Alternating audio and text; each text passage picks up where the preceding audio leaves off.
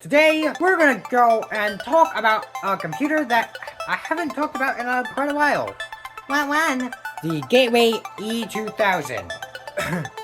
So let's talk about this computer in today's video.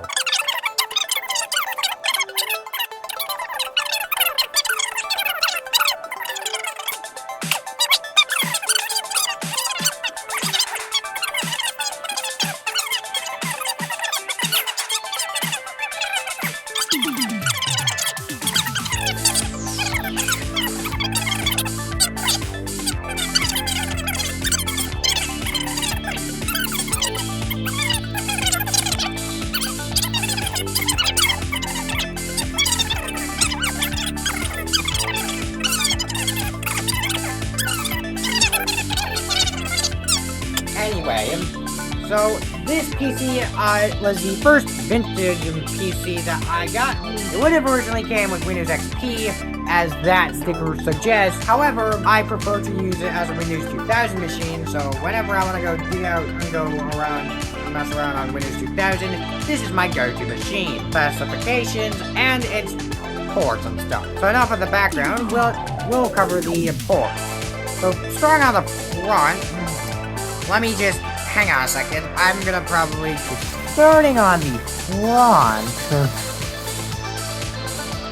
We have a CD drive, and yeah, this is a CD drive in particular. There's also a floppy disk drive, which was pretty common on PCs back in the day, as long as some audio jacks for headphone and microphones. You can also see that there are USB ports, and there seems to be some sort of thingy over here, but I don't know what this, I'm assuming is for something, I don't know.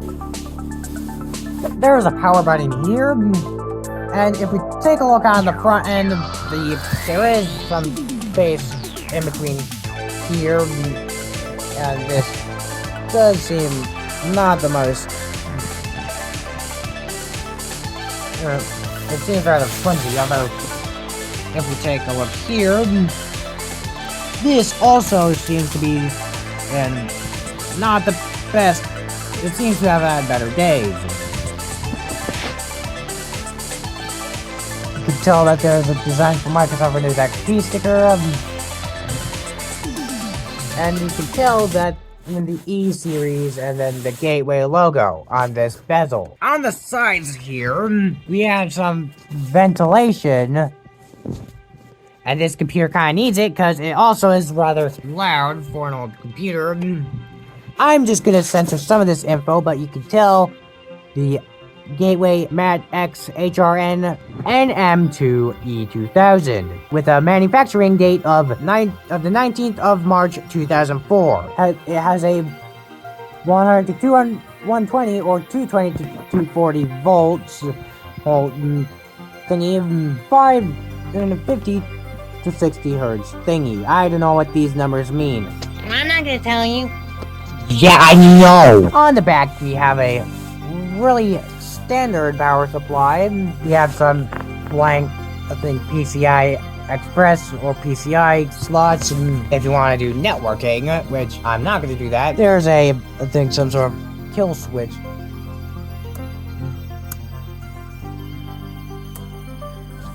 There are, and we get to the big meat of the ports over here. A line in and line out, a microphone jack. I think it's called RJ11 or something like that, or whatever that networking port thing is called. 2 USB ports here, a VGA port, printer port, your serial port, 2 USBs, and then PS2 for mouse and keyboard. Now let's take a look inside.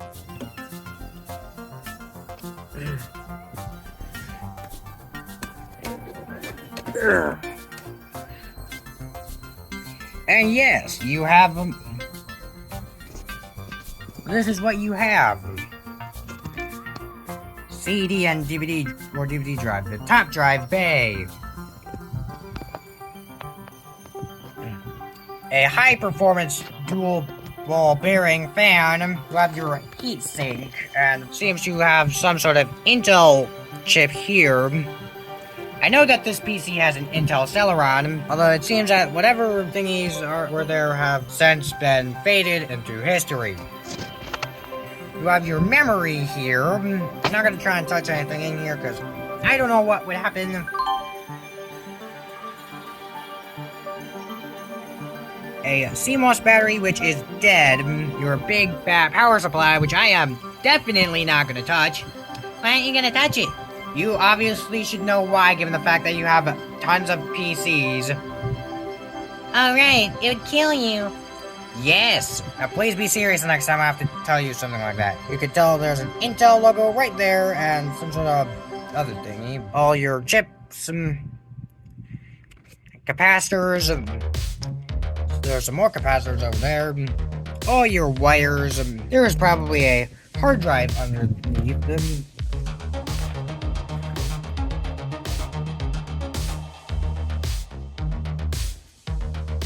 Somewhere. And I hear some sort of... Okay. And then you have one of these thingies, which I don't know what they're used for. I would rather not try and find out. So let's put this thing, the cover back on this computer and pretty much hook it up. Now, as part of my lighting technique that I previously used in Windows XP in 2023 that wasn't seen, the lights all turned off so that you could get the best display of the display without anything getting in the way. Unfortunately, I haven't plugged the PC in yet, so this is gonna be pretty fun.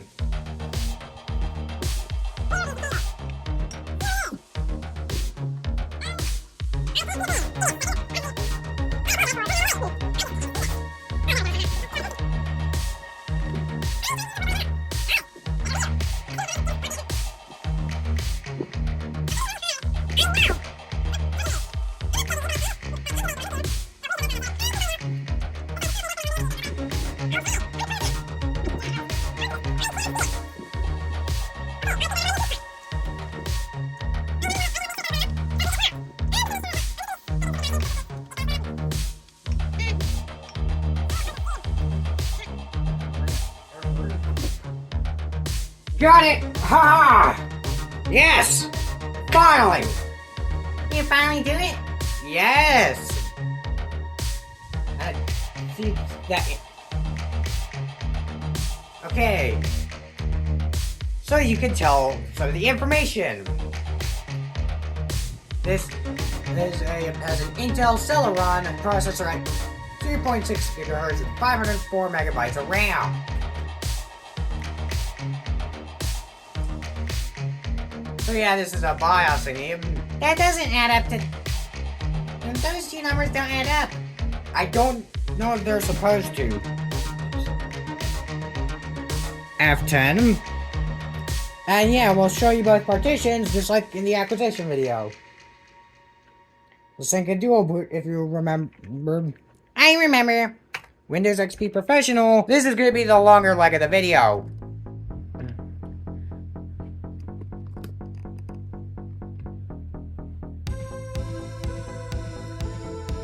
Why? Because it takes longer to start up and shut down or restart. Oh.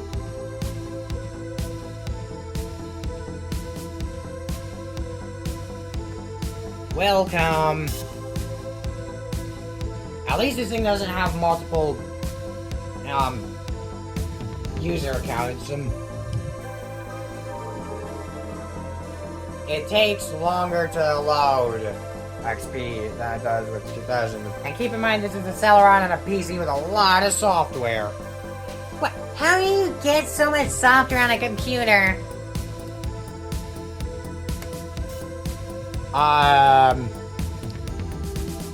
Yes. What? You have your own software on here? Yes. You can tell how laggy this is. And now let's go restart, because this takes a little bit longer. And we'll boot into Windows 2000. And keep in mind, this is not my primary XP machine, this is my primary 2000 machine. What's your primary XP machine? The HP Compact 6005 Pro. I'll tell you right now, it runs XP phenomenally. I don't think there's a word that exists that can describe how well I think it performs. There's amazing, perfect, great. That's all I can think of. Okay. Windows 2000 Professional.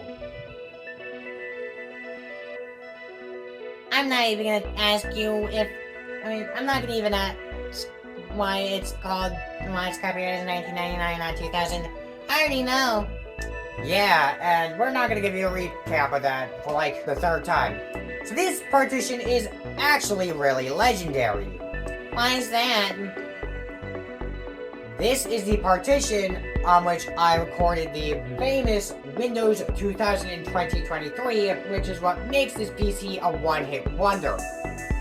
Ah, It was the video that pretty much got like several hundred views, and yeah.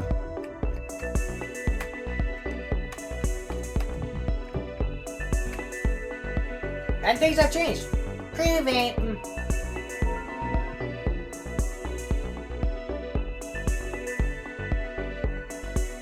Ah, I see immediate changes. The background's changed. And how many programs do you put in this one? More than one column. Okay, well, I'll admit, QuickTime Player was only a result of iTunes. I still have some more programs I want to put on here. Like what? Both Age of Empires. Why? Well, let me finish first. And you can see, I put AOL on here. I don't have an account for AOL Instant Messenger. I wouldn't do anything because AOL Instant Messenger is not around anymore. It's really only here for show. Ah, that's a lot of programs. Yes, it is. I could go onto WinWorld and find a few more programs. Whatever floats your boat, but don't make it unusable like the Windows XP partition. Yeah, I forgot to put some stuff like WinRAR and CCleaner on here, so yeah. Do you have Photoshop? On the HP Compact 6005 Pro, I have Adobe Photoshop 5.0.